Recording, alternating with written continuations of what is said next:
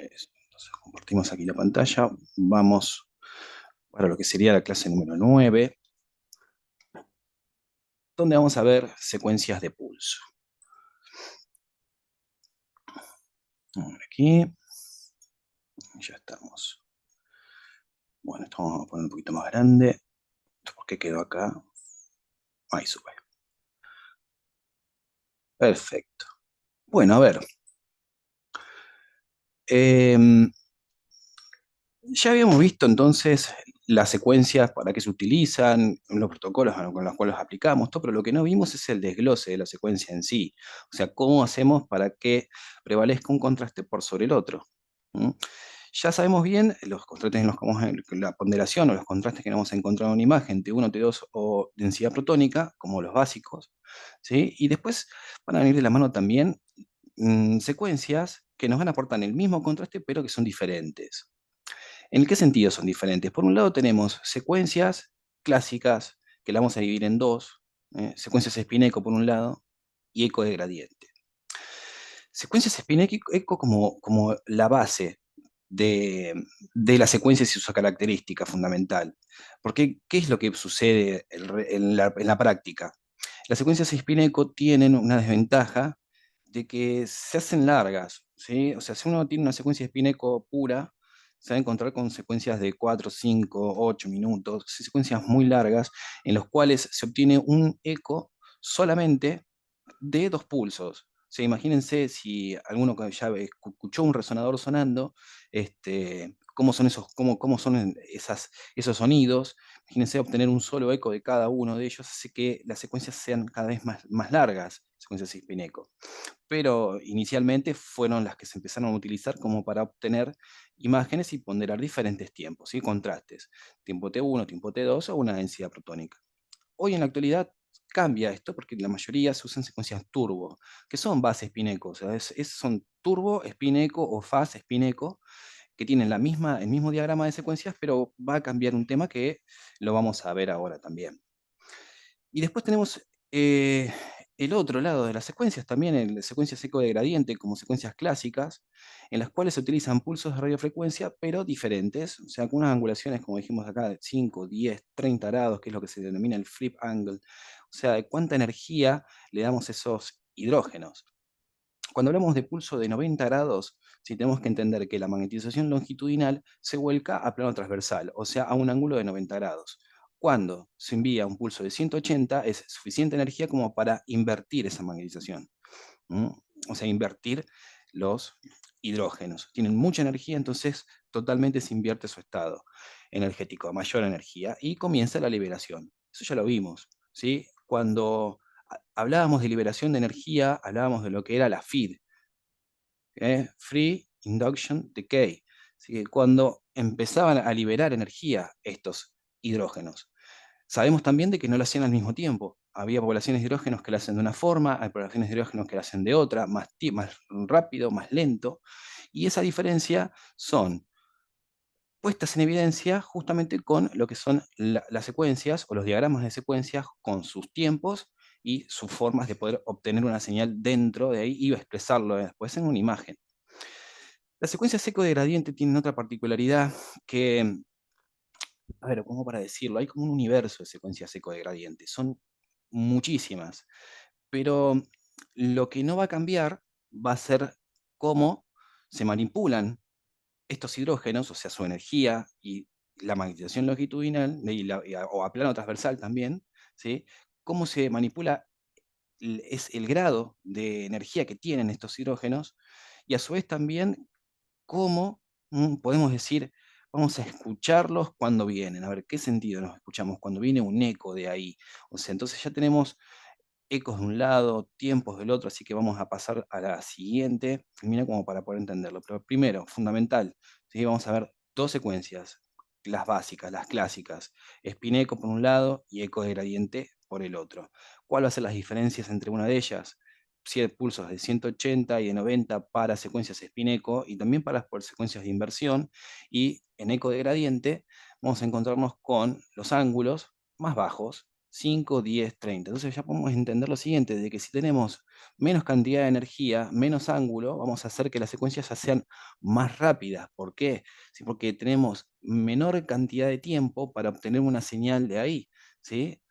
Entonces, hablábamos de que de ese inmenso, digamos, cantidad de que hay de secuencias ecodegradiente, la mayoría se utilizan para obtener volúmenes. ¿Sí? ¿Por qué? Porque justamente vamos a crear una secuencia muy rápida para obtener muchas imágenes en un poco tiempo y para hacer lo que es cine.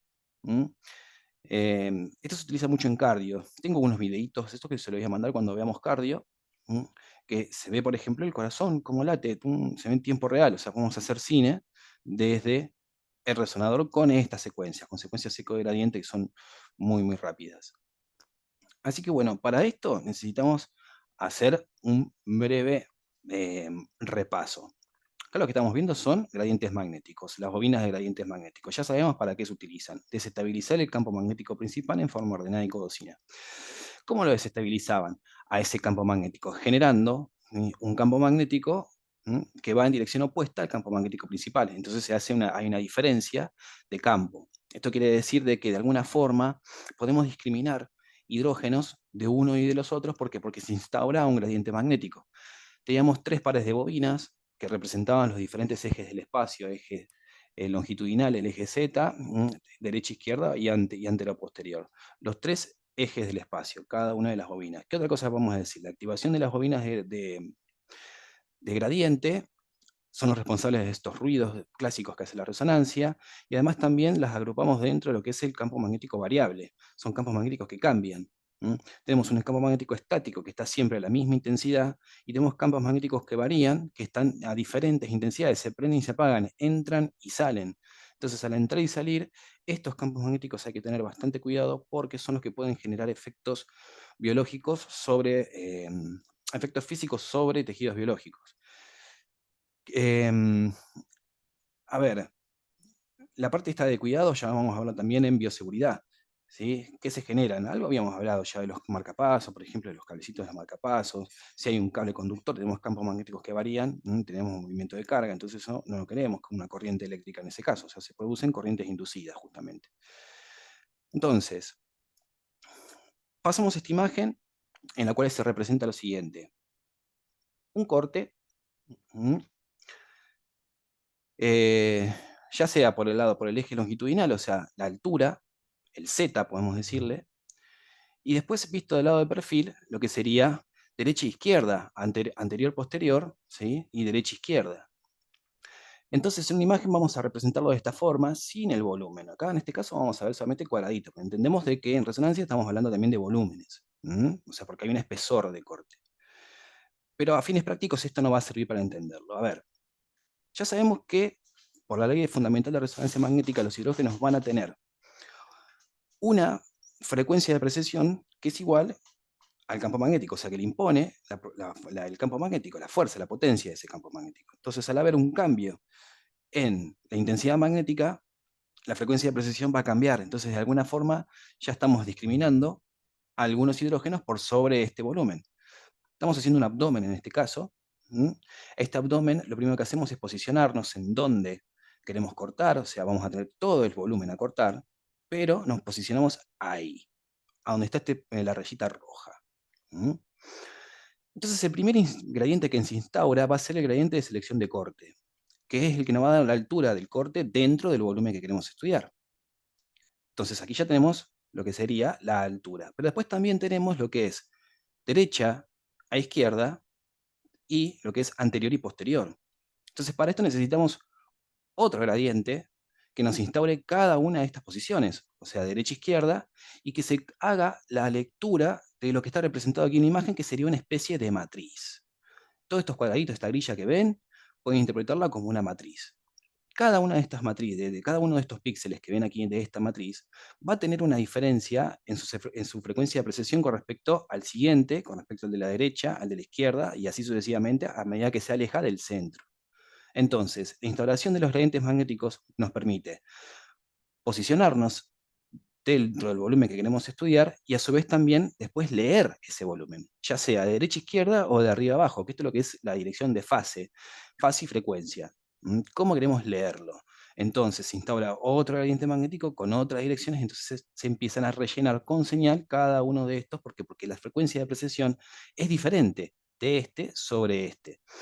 Y así sucesivamente en cada uno. Cada uno tiene su propia frecuencia. Siempre va a ser una frecuencia que va a estar dentro del orden de lo que es la que instaura el campo magnético principal. O sea, ya sea, ¿cómo decirlo? A 1.5 Tesla ya sabemos qué frecuencia de precesión estamos trabajando, pero instalar un gradiente magnético hacemos que haya una pequeña diferencia. Entonces esa pequeña diferencia ya nos discrimina la posición de corte. Esto es muy importante, ¿por qué? Porque las secuencias seco de gradiente lo que trabajan justamente es en esto, es en instaurar gradientes magnéticos para cambiar las frecuencias de precesión y obtener la señal dentro de esos hidrógenos que nos están interesando. ¿Por qué pasa? No nos interesa todo el volumen, nos interesa esto. ¿Sí? Esta rayita roja, esta parte nos interesa. Entonces nosotros queremos escuchar las señales que van a venir de ahí, no de todo el volumen. Entonces las diferencias que hay en las frecuencias de precesión nos da a nosotros la forma, o mejor dicho, nos representa cada uno en la imagen, cada píxel en la imagen, tiene su propia frecuencia. Otra de las Ariel, cosas, sí, a ver. justo, justo eso te estaba por preguntar. Los cuadraditos representarían los píxeles en este caso, Claro, que representarían los píxeles, exactamente. Cada uno de estos píxeles, corte ¿sí? axial. Sí, Exactamente, un corte axial, después, ¿qué va a hacer? Acá se instauró, diríamos, la dirección, digamos, dónde queremos cortarlo, sí, ¿cierto? Y después dentro de este sí, volumen, vamos a obtener todo un volumen. Entonces tenemos que hacer sí, de derecha, izquierda y arriba a derecha, abajo. Pero ¿qué pasa? ¿Cómo sí, hace el resonador para decir, bueno, tráeme de este renglón, ¿sí? Pero no me traigas este de acá arriba? ¿Sí? Esto con claro, las diferencias de precesión que instauran los gradientes magnéticos. ¿Sí? bien, Eso basta ahí, ¿cierto? El gradiente, cómo cambia la frecuencia de precesión para poder discriminarlo y obtener después la imagen de ese sitio nosotros que estamos queriendo estudiar, ¿cierto? sí, Ok, ok, vamos entonces con eso.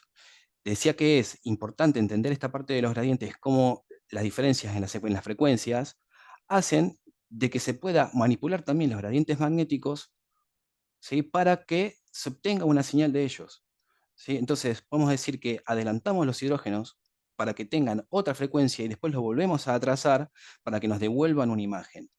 Que esa es la base de las frecuencias, de las secuencias eco de gradiente.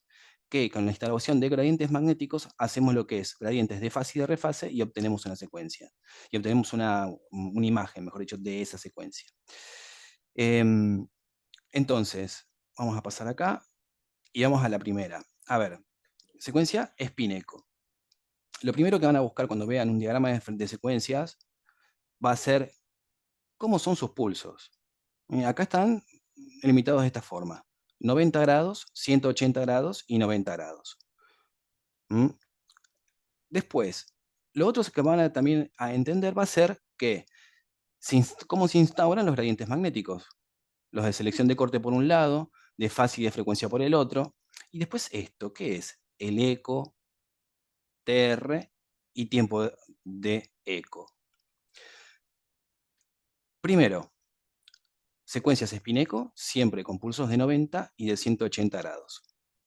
El eco, ahí es donde viene ¿cómo decirlo? El secretito, podemos decir, de que las ponderaciones de resonancia magnética van a venir de la mano con los tiempos de repetición, cuán largos van a ser, o cuán cortos también van a ser, y el tiempo de eco con lo mismo. O sea, cuán corto van a ser y cuán largo van a ser. Entonces ya pensamos de que hay poblaciones de hidrógenos que van mucho más rápido que otras. Vamos a entender de que para esa población de hidrógenos que tienen tiempos T1 cortos, vamos a necesitar tiempos de eco cortos. ¿Sí? Y aquí viene de la mano los valores. Los TR. este eco, Ariel, Sí. perdón, este eco sería lo que nosotros vemos en cuando hacemos colangios y cuando hacemos puro resonancia, perdón. Cuando se expresa en una imagen, lo ves siempre. ¿A qué te referís con colangio? Ah, Por qué enamoras de este colangio? porque la colangio siempre necesitamos que el paciente haga las apneas. Yo por lo menos nosotros lo hacemos así, eh, que haga las apneas. En Ujú, realidad le pedimos que respire de manera uniforme claro. y empieza a aparecer esta, no sé cómo llamarle, cómo sería, esta secuencia en la que hay momentos en que hace pico y después hace mesetas, que es cuando va leyendo La la, respiración del paciente. la respiración del paciente. Claro, Sí. pero en ese caso lo que te, Y el resonancia lo lo mismo. mismo, claro, porque vos querés evitar ruidos con la Claro, respiración. Claro, pero en este caso no, en este caso viene con lo que son los valores de secuencia. Por ejemplo, ¿cuándo haces una apotización T1? O sea, porque vos querés estudiar hidrógenos que liberan sí, energía rápido al medio. Entonces vos vas a necesitar tiempos dentro de esa secuencia que sean tiempos cortos, ¿cierto? Porque querés ver justamente estos, aquellos que se relajan rápido. claro, Pero ahora, si querés ver hidrógenos que se relajan más lento, como los del agua, por ejemplo, vas a necesitar tiempos más largos para poder verlos. Entonces, sí, tu TR va a tener que ser más largo más largo, porque necesitas ponerlo en evidencia en la imagen. ¿Mm? sí, Entonces ahí es donde viene de la mano esto. Esto, pensalo como que es la secuencia, es el desglose de la secuencia. O sea, cuando vos agarras el sí, T1, así lo llevas, haces el doble clic, te pones a ver los valores. Tiempo de repetición, tiempo de eco, tiempo de inversión, todas esas cuestiones es lo que estamos viendo ahora. ¿Eh? sí, Em, hiciste la asociación cuando viste la onda, por eso.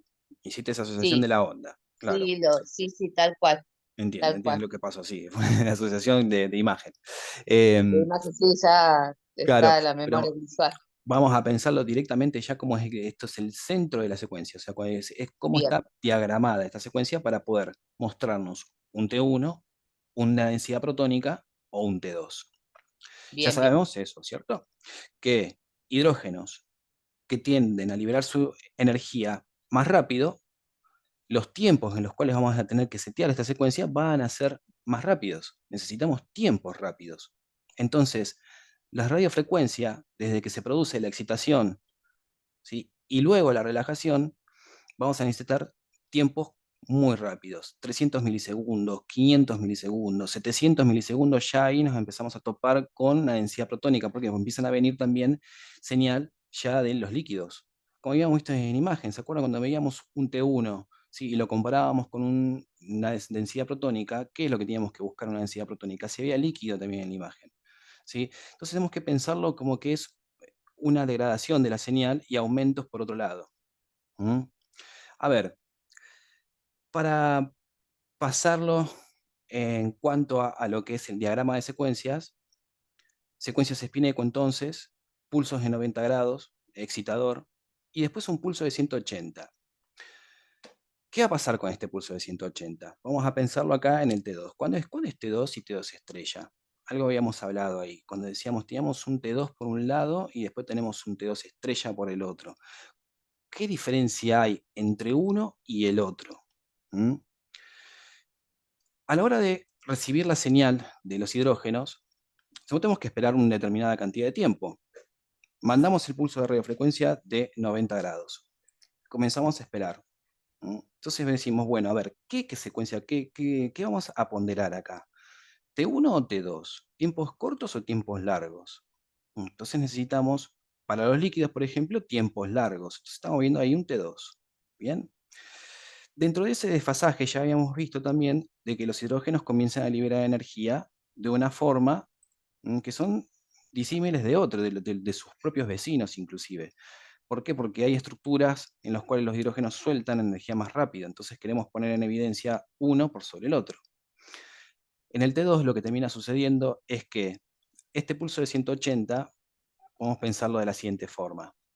Invierte la posición de cuando estos hidrógenos tomaron energía, comienzan su liberación, algunos rápido, otros más lento, comienzan a venir los otros, ¿sí? Y le decimos acá, para no, vuelvan a una posición contraria, o sea, 180 grados, se invierte la posición de cada uno de ellos. Los que venían más rápido van a estar más lento ahora. ¿Por qué? Porque se invirtieron con este pulso de 180. Los que venían más lento ahora van a estar más rápido. ¿Sí? Cambiaron la posición, pero ¿qué pasa? El tiempo sigue siendo el mismo. Entonces transcurre una determinada cantidad de tiempo y aquí a la mitad, ¿sí? Se toma el eco. Cuando estos hidrógenos se vuelven a poner en fase, ¿sí? Los rápidos ¿sí? Y los lentos, al invertirse su posición y pasa la misma exacta cantidad de tiempo, se vuelven a poner en fase. Y ahí es en donde se obtiene el eco, que es lo que estamos viendo aquí.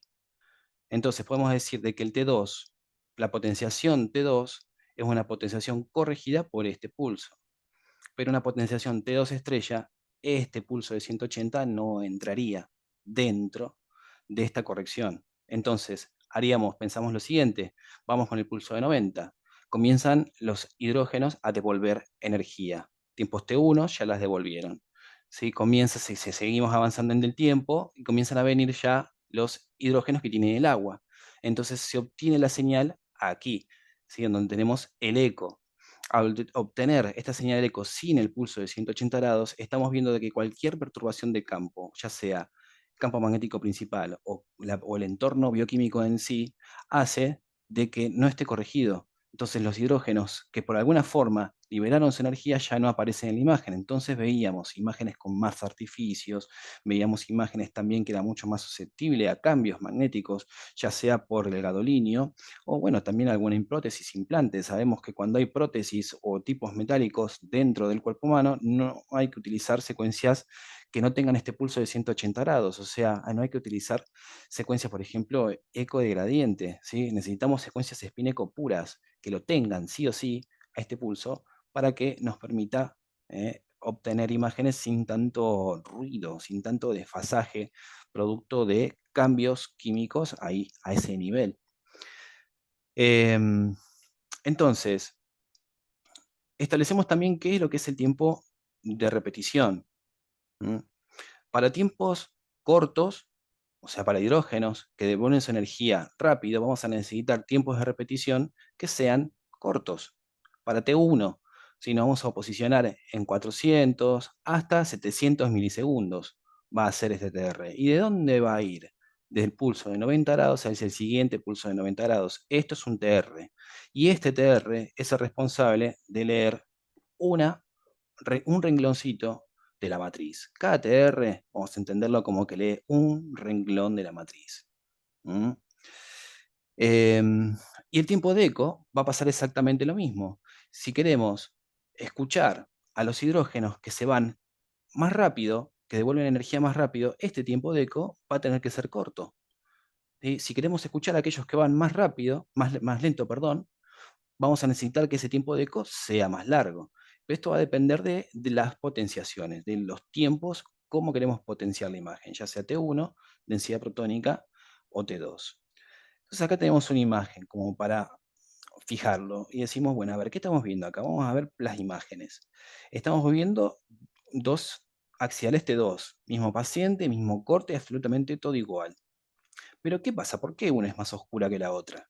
Si vemos la derecha, que tiene una hiperintensidad de la señal de la grasa bastante hiperintensa, ¿m? Y vemos la que está acá bastante más oscura, ¿sí? Y vemos los líquidos mucho más notorios, ¿cierto?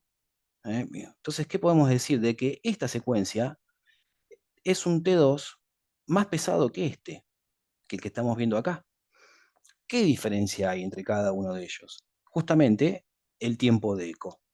Al hacer que el tiempo de eco sea cada vez más largo, la potenciación T2 va a ser más larga, entonces se nos va a ir la grasa, se nos van a ir los tejidos y lo único que va a quedar va a ser los líquidos, que es donde vemos, por ejemplo, bueno, en colagio vemos que solamente queremos que nos muestren líquido nada más. Entonces vemos todo el árbol biliar con los conductos, lo mismo pasa a nivel de los riñones, si queremos ver los uréteres, que nos muestre solamente los líquidos. Entonces vamos a necesitar tiempos de eco bastante más largos, porque queremos potenciar un T2 más pesado.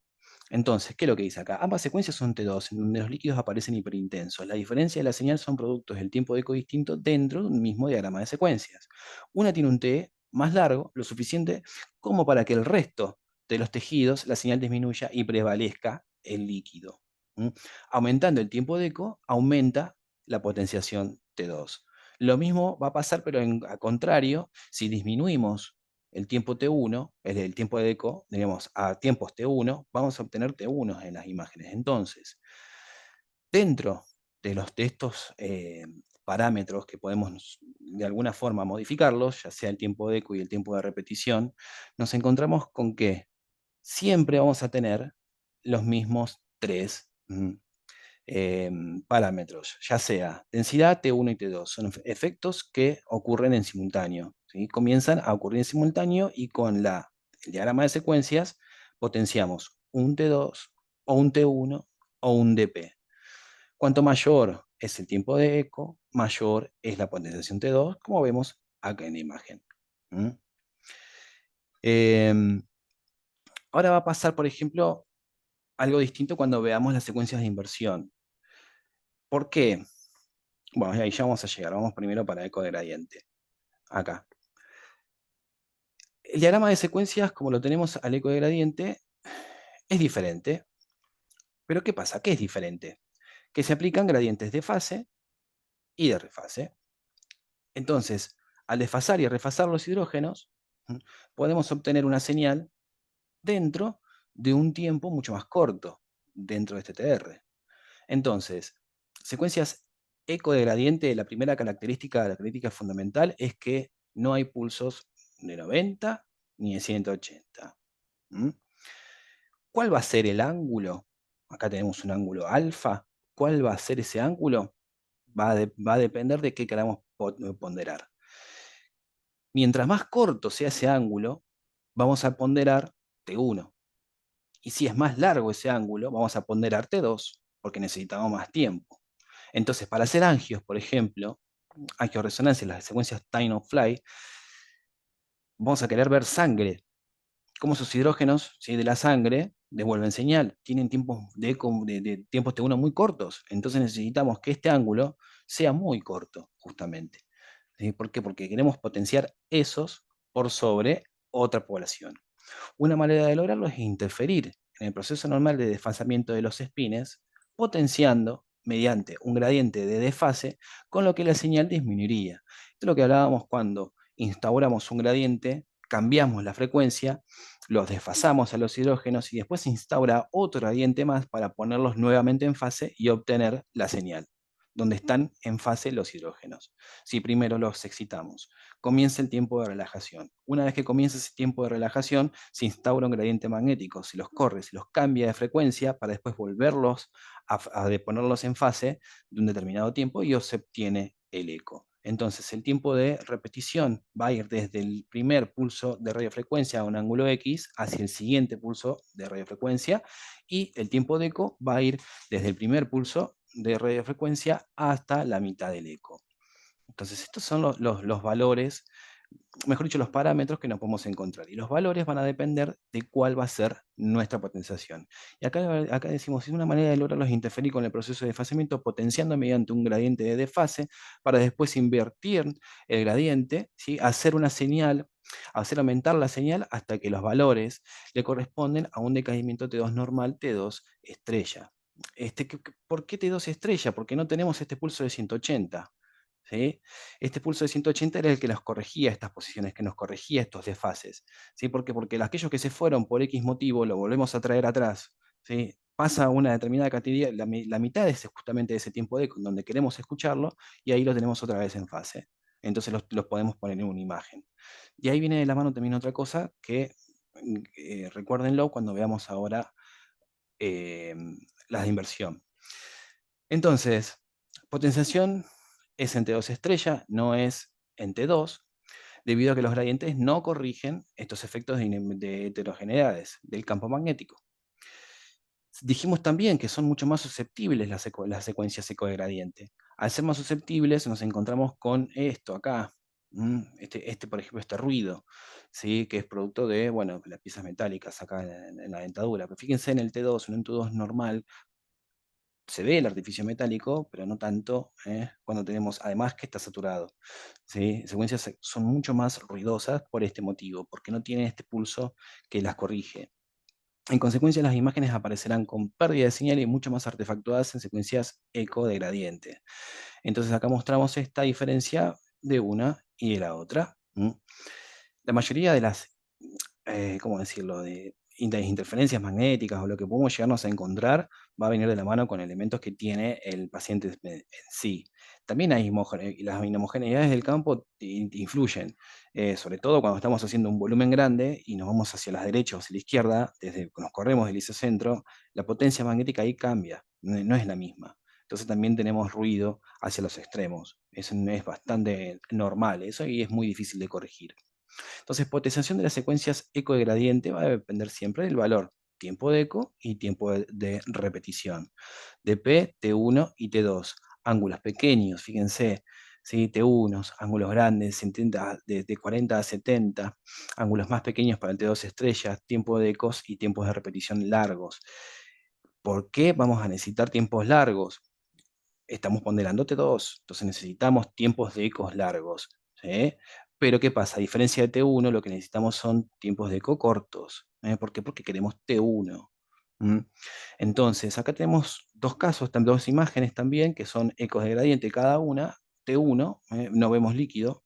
Fíjense, no hay líquido, por lo tanto es un eco de gradiente T1. Y este se utiliza para lo que es estatosis hepática. Esta secuencia se conoce como en fase y fuera de fase. In phase, out phase. ¿Y por qué se utiliza, por ejemplo, para estatosis hepática esta secuencia? Tiene dos ecos, como vemos acá. Ecos en fase y en desfase. Pero ¿qué pasa? Por ejemplo, el hígado tiene una señal aquí determinada. Si este hígado tiene grasa dentro de su interior, o sea, lo que es la estatosis hepática, que es depósito de grasa dentro del tejido hepático, con una diferencia de apenas de 4 a 6 milisegundos, ya obtenemos que la grasa que tenía señal aquí, en la siguiente imagen no la va a tener. Entonces vamos a ver en el fuera de fase, manchones negros, ¿sí? Producto de la grasa que está dentro del tejido hepático. Esto es una de las utilidades que tiene esta secuencia. Las diferencias en la imagen se debe a tiempos de ecos distintos. Estas variaciones de cómo los hidrógenos que conforman diferentes tejidos se relajan a tiempos diferentes. Dependiendo en el tiempo en el que se escucha esos hidrógenos, se puede determinar de qué tipo de tejido provienen. Entonces, si queremos discriminar tejido hepático de grasa, mm, con diferencias de apenas milisegundos, se puede obtener un decaimiento de la grasa producto de que los hidrógenos de la grasa van más rápido, entonces ya liberaron energía, entonces no va a haber señal, vamos a encontrar manchones negros aquí. ¿Sí? Entonces esas pequeñas diferencias aportan, fíjense en este caso, información suficiente como para poder diagnosticar estatosis hepática. Em, Inversión y recuperación. ¿Qué podemos decir de esto? Van a empezar distinto. Vemos acá pulso de 180 grados primero. En las secuencias Spineco empiezan al revés, primero con un pulso de 90 y después el de 180. Pero en este caso no.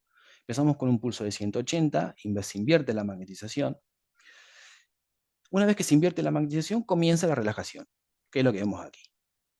Al comenzar la relajación, ya sabemos, los hidrógenos van a empezar a relajarse, algunos rápidos, otros lentos. Ahora decimos, bueno, bien, ¿qué hidrógenos querés sacar de la imagen? No lo querés ver en la imagen. ¿Los de la grasa o los del agua? Entonces decimos, no, lo de la grasa, no quiero ver grasa. Entonces, esta inversión va a ser un STIR, short time, inversión en tiempos cortos de relajación. Entonces, los milisegundos del tiempo de inversión hacia el siguiente pulso de 90 van a ser cortos, 150 milisegundos, 200, hasta 400 milisegundos. Por ejemplo, para eliminar la grasa, porque no lo queremos a la grasa ahí. ¿Por qué? Porque una vez después que se manda el pulso de lectura, los hidrógenos vuelven a tomarse energía, cambian su estado, y al cambiar su estado, los hidrógenos, ¿por qué? Porque este tiempo es el que nos da justamente la discriminación de cada una de las estructuras, ya sea grasa por un lado, líquido por el otro. Cortos, grasa, largos, agua. Hacia el siguiente pulso de 180, que es el que nos va a dar la inversión, pero ¿qué pasa? Nos da como si fuese en la secuencia Cispineco. ¿Sí? Una vez que tenemos el pulso de lectura, hacia justamente la mitad del eco, nos vamos a encontrar con otro pulso de 180 que va a invertir la posición y después nos va a dar cuando se pongan en fase. Pero ¿qué pasa? Los iniciales, estos hidrógenos iniciales en los cuales los discriminamos por este pulso de 180 seguido del de 90, no los vamos a ver. Pueden ser de la grasa o pueden ser el agua dependiendo del tiempo de inversión. Entonces, utilizando valores de tiempo de inversión corto, se elimina la señal de tejidos que tienen T1 muy corto, STIR. Tiempos de inversión largo. Eliminamos la señal de los que tienen tiempos largos, o sea, el líquido cefalorraquídeo, ¿sí? Entonces queremos un FLAIR en este caso, ¿sí? Es muy útil en el sistema nervioso, bueno, eso ya sabemos, ¿eh? Las diferencias corticales, cómo vemos la grasa y cómo vemos el agua. ¿Mm? Y imágenes gente 2 de alta señal, dice en este caso. Se utiliza también en cardio. Y esta, miren. STIR por un lado, STIR por el otro. ¿Mm? ¿Qué diferencia hay? Primera diferencia. Brillante, no brillante. ¿Qué pasó acá? Que si son flare, cada uno. Bueno, este flare que está acá es un flare que se hizo con una secuencia turbo. Entonces nos muestra la grasa. ¿Por qué? Porque vamos a decir que es un artificio de la secuencia turbo. En cambio, este flare es un bien purito, sin apurar la secuencia. Entonces no vamos a ver jamás la grasa, ¿eh? Pero sigue siendo flare. Entonces muestran los líquidos estacionarios y intensos y el detalle de la imagen, que es la grasa del cuero cabelludo, no aparece en una de ellas producto de la manipulación de las secuencias de pulso. Acá vemos también que tiene algún... Ahí está, le abrieron la capocha a este. Bueno, aquí terminó esto. Dejo de compartir y de grabar. A ver, preguntas. Imagino que algunas. O si no, también lo que podemos hacer es, detengo la grabación, ya así se procesa, mandamos el siguiente enlace y si queda algo para preguntar, lo hacemos después, que tenemos ya poco tiempo. ¿Mm? Voy a tener aquí. Ok. Más bien. Natalia, ¿tenías una pregunta vos? Sí, de la imagen de la última. Bueno, retener a 5 minutos, 8 que se haga la grabación y la hacemos Sí, para la siguiente. Dale. dale, genial. Buenísimo. Bueno, desconecto aquí y vamos por el siguiente.